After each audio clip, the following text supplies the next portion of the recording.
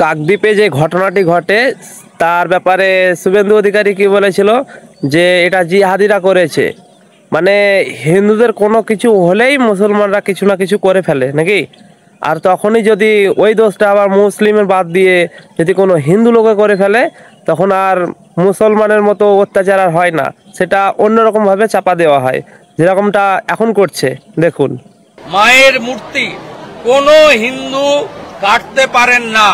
নারায়ণ হালদার ওই এলাকায় তৃণমূলের নেতা ভূপতি হালদারের ছেলে, ভূপতি হালদারের মাতাল পুত্র, 15 দিন জেলে থাকতে হবে। তৃণমূলের পরিকল্পনা অনুযায়ী হয়েছে। দেবাশিস দাস দেখতে পারলেন সে কি বলছে, মানে যদি মুসলিম হয় তো খুবই ওর মানে গায়ে লেগে যায়, আর যদি ওটা হিন্দু হয়ে যায় তখন ও তৃণমূলের নেতা, না হলে সিপিএমের নেতা, না হলে যে কোনো একটা কিছু দিয়ে চাপা দিয়ে দেবে।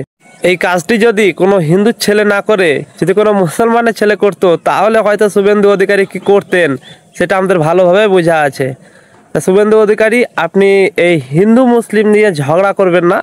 হ্যাঁ, এটা নিয়ে আমাদের এই বাংলাতে কোনো বিভেদ ছড়াবেন না। হ্যাঁ, যত পারবেন আপনি চেষ্টা করুন। আপনি একটা নেতা, আপনি একটি অনেক বড় নেতা, তাহলে আপনার করা উচিত যে মানুষ মানুষের সঙ্গে মিলেমিশে যেন থাকে। হ্যাঁ, এরকম ধর্ম নিয়ে বিবাদ ছড়াবেন না। আশা করছি আপনি এইসব নিয়ে আর কখনোই ছড়াবেন না।